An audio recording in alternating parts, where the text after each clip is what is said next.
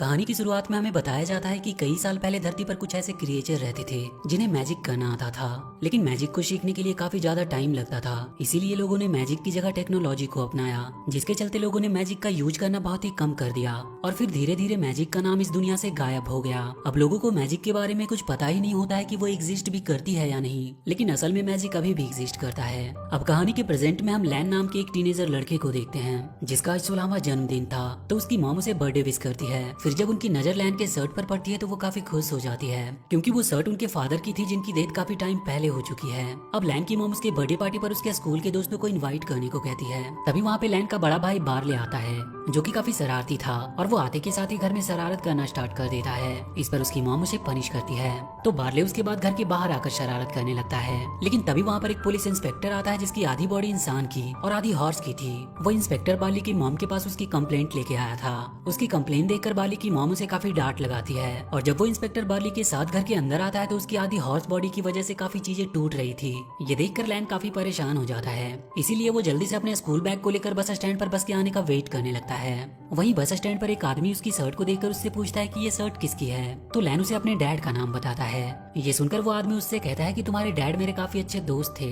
आगे वो लैन को उसके डैड के बारे में बहुत अच्छी अच्छी बातें बताता है। अब लैन अपने डैड की अच्छी अच्छी बातें सुनकर काफी खुश हो रहा था। कुछ देर के बाद वो एक लिस्ट बनाता है जिसमें वो लिखता है कि आज वो क्या क्या करने वाला है। फिर वो लिस्ट के अकॉर्डिंग अपनी कार को लेकर सबको अपने बर्थडे पार्टी पर इनवाइट करने जाता है। लेकिन इस काम को करने में वो काफी नर्वस हो रहा था और इसीलिए कुछ लाइनों को वो अपने हाथों में लिख लेता है और जैसे तैसे करके वो अपने सारे फ्रेंड को इनवाइट करता है। उसके सारे फ्रेंड्स भी उसकी पार्टी में आने को तैयार हो जाते हैं। लेकिन तभी वहाँ पर उसका भाई बार्ले अपनी वैन को लेकर आता है, जिसकी हरकतों से शर्मिंदा होकर लैन अपने फेस पर अपना हाथ रखता है, जिस वजह से उसके हाथ की सारी स्याही उसके मुंह पे लग जाती है। ये देखकर उसके सारे फ्रेंड उस पर हंसने लगते हैं। इसलिए लैन सबसे कहता है कि उसकी बर्थडे पार्टी कैंसिल हो गई है और इतना कहकर वो अपने भाई के साथ अपने घर पर आ जाता है। लेकिन इससे लैन काफी दुखी था, क्योंकि उसने जैसा सोचा था वैसा हुआ नहीं और इसीलिए अब वो उस लिस्ट में लिखे हुए सारे काम को इरेज करने लगता है। लैन को दुखी देखकर उसकी मॉम उसे वो गिफ्ट देती है जो कि उसके डैड ने उसके 16वें जन्मदिन पर देने को कहा था। वो उस गिफ्ट को देखकर काफी एक्साइटेड हो जाता है और जब वो उस गिफ्ट को खोलकर देखता है तो उसमें एक मैजिकल स्टिक और एक खास तरह का पत्थर होता है और एक कागज पर एक मैजिकल स्पेल लिखा हुआ था। इसके अलावा कागज पर लिखा हुआ था कि मैजिकल स्टिक के ऊपर वो पत्थर लगाने से मरे हुए इंसान को एक दिन के लिए जिंदा किया जा सकता है। अब ये सुनकर वो दोनों भाई बहुत एक्साइटेड हो जाते हैं अपने मरे हुए डैड से मिलने के लिए और बिना कोई टाइम वेस्ट किए बार्ले उस मैजिकल स्टिक से अपने डैड को बुलाने लगता है। लेकिन उससे कुछ होता नहीं। तो लैन उस मैजिकल स्टिक को लेकर अपने कमरे में आ जाता है और कागज पे लिखे उस स्पेल को पढ़ने लगता है और तभी उस मैजिकल स्टिक में रोशनी हो जाती है। ये देखकर लैन उसे अपने हाथों में उठाकर उस स्पेल को पढ़ने लगता है और देखते ही देखते वो मैजिकल स्टिक लैन के डैड को वापस से जिंदा करने लगती है।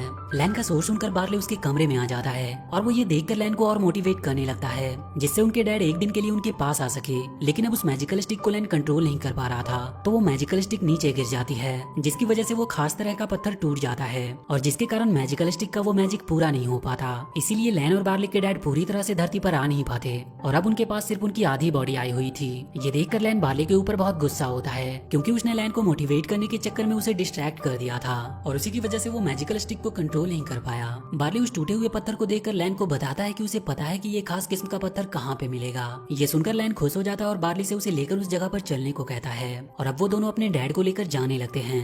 लेकिन जाने से पहले लैन दरवाजे पर अपनी मॉम के लिए एक लेटर रखता है। थोड़ी देर बाद जब लैन की मॉम घर पर आती है तो उनकी नजर उस लेटर पर पड़ती है, जिसे देखकर उन्हें पता चल जाता है कि बार्ले और लैन कहाँ पर गए हैं और इसीलिए वो भी जल्दी से उस जगह पर जाने लगती है। अब कुछ देर के बाद लैन और बार्ले उस जगह पर पहुंच जाते हैं जहाँ उन्हें एक मैजिकल क्रिएचर से मिलना था।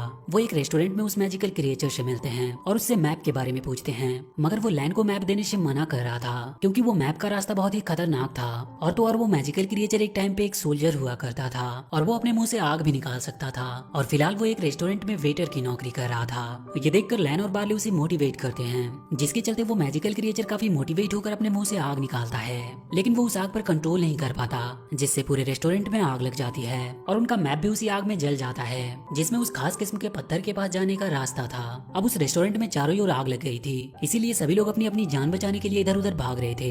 वहीं लैन और बार्ले भी गेट की तरफ जाने लगते हैं, लेकिन इस दौरान उनके डैड की वो बॉडी पीछे रह जाती है, जिनके ऊपर एक पिलर गिरने ही वाला था कि तभी लैन एक स्पेल बोलकर एक मैजिक करता है और वो उस पिलर को हवा में ही फ्रीज कर देता है। जिसके बाद लैन और बार्ले अपने डैड को लेकर सही सलामत रेस्टोरेंट के बाहर चले आते हैं और उनके जाने की थोड़ी देर बाद ही वहाँ पर लैन की मॉम आती है और वो उस रेस्टोरेंट में लगी हुई आग को देखकर काफी परेशान होती है। उसके बाद वो उस मैजिकल क्रिएचर से लैन और बार्ले के बारे में पता करती है, तो उससे उन्हें पता चलता है कि उसने उन दोनों को उस जगह के बारे में बताया है जहाँ पर पर वो खास किस्म का पत्थर मिलता है। आगे वो मैजिकल क्रिएचर कहता है कि अगर लैन और बार्ली ने उस खास किस्म के पत्थर को उठा लिया तो उन्हें एक कर्ज मिलेगा। ये सुनते ही लैन की मॉम बच्चों को बचाने के लिए मैजिकल क्रिएचर के साथ उनके पीछे जाती है। इधर रास्ते में जब बार्ली के वैन का फ्यूल खत्म हो जाता है तो उसे एक आइडिया आता है और वो लैन से कहता है कि तुम मैजिक से इस गैस कैन को बड़ी कर दो। लैन उसकी बात मानकर अपने मैजिक से उस गैस कैन को बड़ी करने लगता है, लेकिन उसका मैजिक बार्ली के ऊपर हो जाता है, जिसकी वजह से वो बहुत छोटा हो जाता है। इस तरफ लैन की मॉम मैजिकल क्रिएचर से उस कर्ज के बारे में पूछती है तो वो उन्हें बताता है कि जैसे ही कोई उस खास किस्म के पत्थर को उठाता है तो वहाँ एक ड्रैगन आ जाएगा जो कि उस पत्थर की हिफाजत करता है। उस पत्थर के हटते ही वो ड्रैगन उस जगह को पूरी तरह से बर्बाद कर देगा।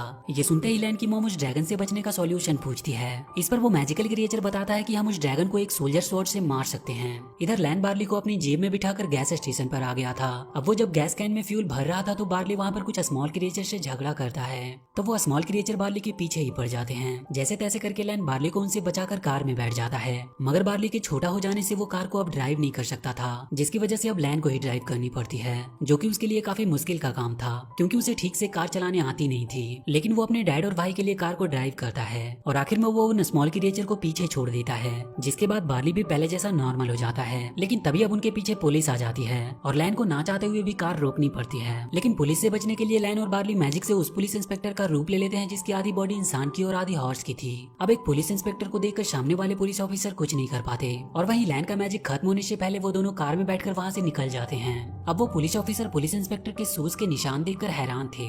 वहीं पे लैन और बार्ली के बीच में बहस होने लगती है तो उनके डैड एक सॉन्ग लगाकर वहीं पे डांस करने लगते हैं, जिसे देखकर वो दोनों भी उनके साथ ही डांस करने लगते हैं। इस तरफ लैन की मॉम और मैजिकल क्रिएचर एक शॉप पे आते हैं जहाँ से उन्हें वो स्वॉर्ड मिलने वाली थी, लेकिन शॉप की ओनर उस स्वॉर्ड का दाम बढ़ा देती है। तभी लैन की मॉम को पुलिस ऑफिसर से पता चलता है कि उनके बच्चे उन्हें मिल चुके हैं, तो वो बिना कोई टाइम वेस्ट किए उस शॉप ओनर को बेहोश करके वहाँ से स्वॉर्ड को अपने साथ ले जाती है। वहीं लैन और बार्ली एक ऐसी जगह पे आ जाते हैं जहाँ पर खाई होती है और वहाँ से आगे जाने के लिए उन्हें पूल से वैन लेकर जाना था, लेकिन वो पूल फोल्डेड था और जिसको सीधा करने का स्विच भी काफी दूर था।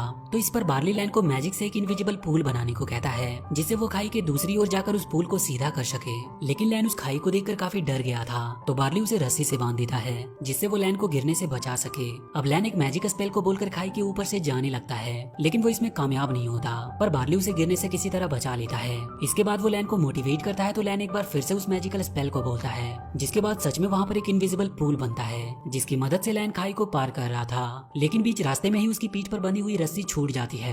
ये देखकर बार्ली काफी परेशान होने लगता है, लेकिन वो इसके बारे में लैन को कुछ भी नहीं बताता। अब लैन खाई के दूसरी ओर पहुंच ही गया था कि तभी वो पीछे देखता है तो उसे रस्सी नहीं दिखती, जिसके बाद वो डर के कारण स्पेल नहीं बोल पाता और इसीलिए अब वो गिरने वाला था, लेकिन वो जैसे तैसे किसी तरह ऊपर आ जाता है, जिसके बाद लैन उस फोल्डेड पूल को सीधा करता है और उसकी वजह से बार्ली उस वैन को लेकर पूल की दूसरी तरफ आ जाता है। लेकिन तभी वहाँ पर पुलिस इंस्पेक्टर भी आ जाता है जो लैन और बार्ली को घर वापस चलने को कहता है, लेकिन वो दोनों उसकी बात नहीं मानते और वहाँ से आगे जाने लगते हैं। तो उन्हें पकड़ने के लिए वहाँ पर बहुत सारे पुलिस ऑफिसर आ जाते हैं। इस पर लैन रोड को ब्लॉक करने के लिए मैजिक से एक चट्टान गिराने लगता है, लेकिन वो ऐसा कर नहीं पाता। ये देखकर बार्ली अपनी वैन की मदद से उस चट्टान को नीचे गिरा देता है, जिससे वो रोड ब्लॉक हो जाती है। अब लैन और बार्ली वहाँ से पैदल ही आगे जाने लगते हैं और कुछ देर के चलने के बाद वो दोनों एक अंधेरी गुफा में पहुँचते हैं जहाँ पे उनका सामना होता है जेली क्यूब से, जो उनकी तरफ बढ़ता ही जा रहा था। लेकिन लैन बार्ली और अपने डैड को लेकर एक कमरे में आ जाता है, मगर अब उस कमरे में भी पानी का लेवल धीरे धीरे ऊपर बढ़ रहा था और अब वो दोनों वहाँ से बाहर जाने का रास्ता ढूंढने लगते हैं। तो वहीं पे उन्हें ऊपर से बाहर जाने का रास्ता मिलता है, लेकिन उसे खोलने के लिए नीचे का स्विच प्रेस करना था, मगर वो दोनों ऐसा कर नहीं पा रहे थे क्योंकि अब पानी का लेवल काफी ऊपर बढ़ गया था